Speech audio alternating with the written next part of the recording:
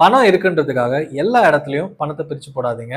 உங்கள் ஃபினான்ஷியல் கோல் என்ன, எதுக்காக இன்வெஸ்ட்மெண்ட் பண்ண போகிறோம், எவ்வளோ டைம் லைன், இதை ஐடென்டிஃபை பண்ணிட்டீங்கன்னா உங்கள் பணத்தை சரியான இடத்துல முதலீடு பண்ண முடியும். அதை பற்றி டீட்டெயிலாக தான் இந்த வீடியோவில் பார்க்க போகிறோம். ஸோ எனக்கு தெரிஞ்ச ஒருத்தர் பார்த்தீங்கன்னா மியூச்சுவல் ஃபண்டில் ஸ்டார்ட் பண்ணிட்டார். எஸ்ஐபி பற்றி தெரிஞ்சிருச்சு. மாதம் என்னால் 10,000 போட முடியும் அப்படின்னாரு. மந்த்லி இன்வெஸ்ட்மெண்ட் பண்ண ஆரம்பிச்சிட்டார். ஸோ கிட்டத்தட்ட கோவிடுக்கு முன்னாடியிலேருந்து ஆரம்பித்தார். கோவிட் டைம்லைனில் பார்த்தீங்கன்னா ஸ்டாக் மார்க்கெட் நல்லாவே ஏறிச்சு.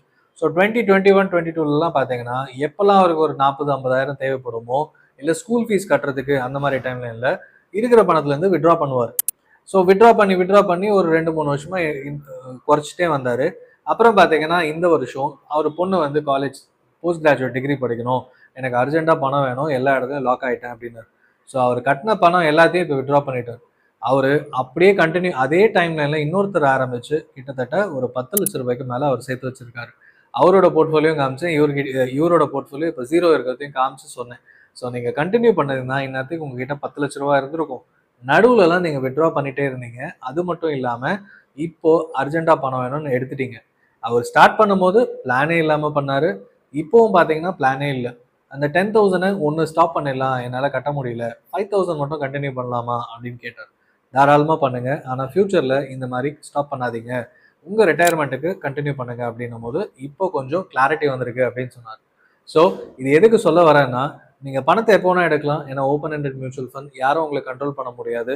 அதெல்லாம் தாண்டி ஏன் இப்போ பார்த்தீங்கன்னா அவர் 5-6 வருஷமாக பே பண்ண அதோட இன்வெஸ்ட்மெண்ட் ரிட்டர்ன்ஸு கம்மியாகிட்டே வந்துடுச்சு. அது மட்டும் இல்லாமல் அவர் ஏன் ஸ்டார்ட் பண்ணார், கிளாரிட்டி இல்லாமல் பண்ணார். ஸோ நான் என்ன நினச்சேன்னா, ஸோ ஒரு எதுக்கு கோல் பேஸ்ட் இன்வெஸ்ட்மெண்ட் பண்ணணும் அப்படின்றது ஒரு 5 முக்கியமான பாயிண்ட்டாக எல்லாருக்கும் சொல்லலாம் அப்படின்னு. ஸோ ஃபஸ்ட்டு பாயிண்ட் பார்த்தீங்கன்னா கிளாரிட்டி அண்ட் டைரெக்ஷன். ஸோ ஒரு கிளாரிட்டி இருக்கும். ஸோ இது வந்து இவர் ஸ்டார்ட் பண்ணும்போதே என்னோட பொண்ணு வந்து காலேஜ்க்கு எனக்கு தேவைப்படும், போஸ்ட் கிராஜுவேஷனுக்கு தேவைப்படலாம் அப்படின்னு சொல்லியிருந்தாருன்னா அதுக்கேற்ற மாதிரி ஃபண்டு சொல்லி அந்த காலேஜ் படிப்புக்கோ இல்லை காலேஜ் போஸ்ட் கிராஜுவேஷன்ஸ்க்கோ அதுக்கேற்ற மாதிரி எஸ்ஐபி ஸ்டார்ட் பண்ணியிருக்கலாம். ஸோ 5,000 ருபீஸ் எஸ்ஐபின்னு இல்லாமல் தேவையான அமௌண்ட்டை பிரித்து இன்வெஸ்ட்மெண்ட் பண்ணியிருக்கலாம். அந்த டைம்லைன் வரும்போது அந்த பணத்தை எடுத்து அவர் யூஸ் பண்ணியிருக்கலாம். அதுக்கப்புறம் அந்த எஸ்ஐபி கண்டினியூ பண்ணும்போது அவரோட ரிட்டையர்மெண்ட்டுன்னு கூட ஃபிக்ஸ் பண்ணியிருக்கலாம். ஸோ 2வது முக்கியமான point right investment strategy. Again எதுக்குன்னா இந்த short term, mid term, long term அப்படின்னு பிரிச்சுக்கலாம். அவருக்கு வந்து 3 வருஷத்துல பொண்ணு படிப்புக்கு தேவைப்பட்டுச்சு. அது மட்டும் இல்லாமல் சோல் ப்ராப்பர்ட்டிஷிப் பிஸ்னஸ் கம்பெனி அப்படின்றதுனால அப்பப்போ பண ரெக்குயர்மெண்ட் இருந்துகிட்டே இருந்தது. ஸோ கிளியராக உங்களுக்குன்னு ஒரு எமர்ஜென்சி ஃபண்ட் அப்படின்னு ஷார்ட் டேர்ம் வருஷம் பண தேவைக்கு வச்சுக்கோங்க அப்படின்னு சொல்லியிருந்தா லாங் டேர்ம் எஸ்ஐபின்றத கை வச்சிருக்க மாட்டார், மிட் டேர்ம் தேவைப்படுற அமௌண்ட்டையும் கை வச்சிருக்க மாட்டார். ஸோ பணத்தை பிரித்து போடுறதுக்கு இது ஒரு நல்ல ஆப்ஷனாக இருந்திருக்கும். ஸோ ரைட் இன்வெஸ்ட்மெண்ட் ஸ்ட்ராட்டஜி எல்லாருக்கும் வேணும். இப்போவே நீங்களும் யோசிக்க ஆரம்பிங்க. டிசிப்ளின்டு இன்வெஸ்ட்மெண்ட்ஸ், அதாவது ஒரு எஸ்ஐபி ஸ்டார்ட் பண்ணால் 3 வருஷம் கண்டினியூ பண்ண போகிறேன், 5 வருஷம் கண்டினியூ பண்ண போகிறேன் அப்படின்ற ஒரு ஹேபிட் வந்துடும். இவர் பார்த்தீங்கன்னா நடுவில் அப்பப்போ ஒரு 2 பேமெண்ட் போகாது, ஒரு பேமெண்ட் எஸ்ஐபி போகாது. அப்போ வந்து கேட்பாரு, இது வந்து நான் ரீபேமெண்ட் பண்ணலாமா இல்லை தேவையில்லையா? தேவையில்லைன்னும் போது சரி பரவாயில்லன்னு விட ஆரம்பிச்சாரு. இப்போ பார்த்தீங்கன்னா நடுவில் அங்கங்கே இன்ஸ்டால்மெண்ட் அந்த எஸ்ஐபி பணம் வந்து கட்டாமல் விட்டு அப்போவுமே வந்து அவருக்கு அவர் இன்வெஸ்ட்மெண்ட் பண்ணதை விட அதிகமான பணம் கிடைச்சிது. அவர் டோட்டலி ஹாப்பி. பட் டிசிப்ளின் இல்லாததுனால கிடைக்க வேண்டிய பணம் குறைஞ்சுது. ஸோ நீங்கள் எஸ்ஐபின்னு போடும்போது அட்லீஸ்ட் செகண்ட், தேர்ட் மந்த் ஒரு மாதம் போகாட்டியும் ஒரு மாதம் பணம் தான் போகல, ஆனால் பணம் கண்டினியூஸாக போயிட்டே இருந்தது. இந்த டிசிப்ளினுக்காக தான் நிறைய பேர் லம்சம் போட்டுட்டு நான் விட்டுறேன், பணம் வர வர நான் இன்வெஸ்ட்மெண்ட் பண்ணிக்கிறேன் அப்படின்னு ஆரம்பிக்கும் போது நீங்கள் 50,000 போட்டு அதுக்கப்புறம் 6 மாதம் விட்டுருவீங்க.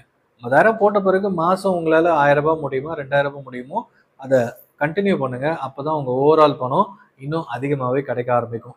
ஸோ 4வது முக்கியமான பாயிண்ட் ட்ராக்கிங் அப்படின்றது. அதாவது பணத்தை போட்டுட்டேன், அது கண்டினியூஸாக அந்த 3 வருஷத்தில் எவ்வளோ வேணுமோ அது வந்தோடனே எடுத்துக்கிறேன். இது ஒரு ட்ராக்கிங் பர்பஸ் இல்லையா? அதே மாதிரி போட்ட பணம் கரெக்டாக வளருதா, இதோட பியர்ஸ், இப்போ நான் ஒரு மல்டி அசெட்டில் போட்டால் அதுக்கேற்ற மாதிரி ரிட்டர்ன்ஸ் மற்ற ஃபண்ட்ஸ் கொடுத்துருக்கா, ஒரு மிட் கேப்பில் போட்டால் மிட் கேப்போட பர்ஃபார்மன்ஸ் ஒட்டின மாதிரி இருக்கா அப்படின்றத ட்ராக் பண்ண முடியும். ஏன்னா ஃபண்டு ஸ்விட்ச் பண்ணணுமா, பர்ஃபார்மன்ஸ் கம்மியாக இருக்கா அப்படின்றத ட்ராக் பண்ண முடியும். அண்ட் பணம் வளருதா, எக்ஸ்பெக்ட் பண்ண மாதிரி 3 வருஷத்துல எனக்கு இவ்வளோ தேவைப்படும் அது வந்துருச்சா, 10 வருஷத்துல ரிட்டையர்மெண்ட்டுக்கு இவ்வளோ தேவைப்படும் அது வந்துருச்சா அப்படின்றத ட்ராக் பண்ண முடியும். 5வது முக்கியமான பாயிண்ட், எல்லாருக்கும் தேவையான பாயிண்ட், அவாய்ட் ஃபினான்ஷியல் ஸ்ட்ரெஸ். அதாவது ஒரு எஸ்ஐபியோ ஃபினான்ஷியல் கோலோ ஃபிக்ஸ் பண்ணும்போது எனக்கு 10 வருஷத்துல ரிட்டையர்மெண்ட் ஏஜ்ல யார் லோன் தருவா, அப்போ வந்து ஒன்று கஷ்டப்பட்டு உழைச்சிட்டே இருக்கணும். உங்கள் கம்பெனிலேருந்து வேலையை விட்டு அனுப்பிட்டாங்கன்னா வேற லோ லெவல் ஜாப் போயாவது ஒர்க் பண்ணணும். அப்போ தான் பணம் கிடைக்கும். அந்த ஃபேமிலியில் எல்லாருக்கிட்டையும் உங்கள் பசங்க கிட்ட போய் கேட்க முடியாது. ஸோ பயங்கரமான ஒரு ஃபினான்ஷியல் ஸ்ட்ரெஸ்ஸில் ரிட்டையர்மெண்ட் லைஃப்பை கழிக்க போகிறீங்களா, இல்லை இப்போவே ரிட்டையர்மெண்ட் பிளானிங் ஸ்டார்ட் பண்ண போகிறீங்களா? சரி, இது ரிட்டையர்மெண்ட் ஸ்டேஜ். இந்த 25லேருந்து 60 வரைக்கும் இருக்கிற எல்லா ஏஜ் குரூப்லையும் நான் சந்திக்கிற ஒரு காமனான விஷயம் ஆன்லைனில் பார்க்குறது பார்த்தீங்கன்னா, யார் இன்னும் 50 வயசு வரைக்கும் உயிர் வாழ போகிறா, 60 வயசு வரைக்கும் யார் உயிர் வாழ போகிறா, இப்போ லைஃப் என்ஜாய் பண்ணலாமே அப்படின்னு சொல்லுவாங்க.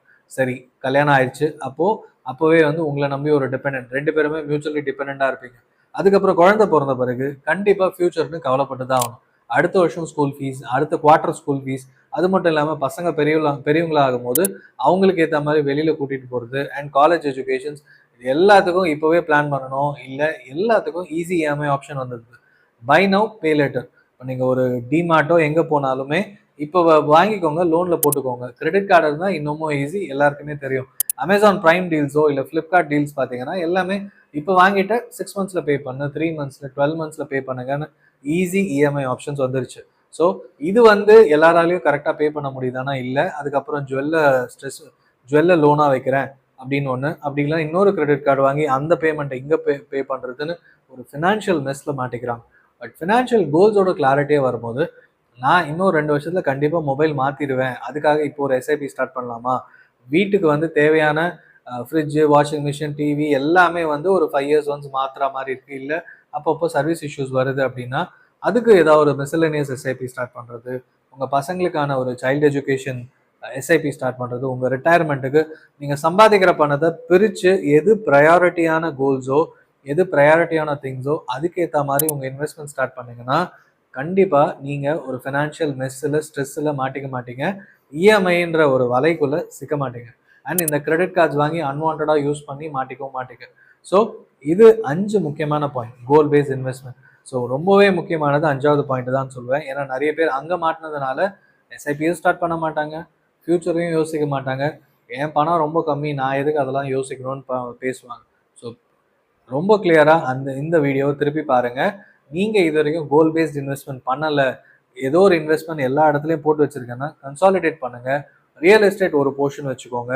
ஃபினான்ஷியல் அசெட் ஃபிசிக்கல் அசெட்டோட க்ரோ ஆகும். அதாவது கோல்டு, ரியல் எஸ்டேட்டோட financial asset, mutual fund, stocks எல்லாமே க்ரோ ஆகும். ஸோ பிரிச்சுக்கோங்க. ஃபினான்ஷியல் அசெட் போர்ஷனை அதிகம் பண்ணுங்கள். ஏன்னா ஈஸி லிக்விடேஷன். முக்கியமான ஃபினான்ஷியல் கோல் ரீச் ஆகும் போது, வீடு கட்ட போகிறதோ, கார் வாங்கி கார் லோன் முடிக்க போகிறதோ, இல்லைனா ரிட்டையர்மெண்ட் ஸ்டேஜோ, பசங்க எஜுகேஷன், மேரேஜ்க்கோ லிக்விடேட் பண்ணுறது ஃபினான்ஷியல் அசெட்டாக இருந்தால் ரொம்பவே ஈஸி. ஃபிசிக்கல் அசெட் கோல்டை தவிர ரியல் எஸ்டேட் ரொம்பவே கஷ்டம். ஸோ இந்த மாதிரி பாயிண்ட்ஸ்க்காக கோல் பேஸ்ட் இன்வெஸ்ட்மெண்ட் ரொம்பவே முக்கியம். என்னோட கிளைண்ட்ஸ் நிறைய பேர் இந்த மாதிரி இன்வெஸ்ட்மெண்ட் பண்ணுறதுனால ஓரளவுக்கு கிளாரிட்டியாக இருக்காங்க. நான் சொன்ன எக்ஸாம்பிளும் இப்போ புரிஞ்சுக்கிட்டு அந்த பர்சன் வந்து கோல் பேஸ்ட் எஸ்ஐபியை ரீஸ்டார்ட் பண்ணியிருக்காரு. ஸோ நீங்கள் உங்களுக்கு வேறு ஏதாவது டவுட்ஸ் இருக்குது, நான் தெரியாமல் பண்ணிட்டேன், என்ன பண்ணணும் அப்படின்னு கேட்டிங்கன்னா அதை வந்து கமெண்ட்டாக போடுங்க. நான் வந்து உங்களுக்கு ஹெல்ப் பண்ணுறேன். தேங்க்யூ ஃபார் வாட்சிங். Once again, this is Ganesh.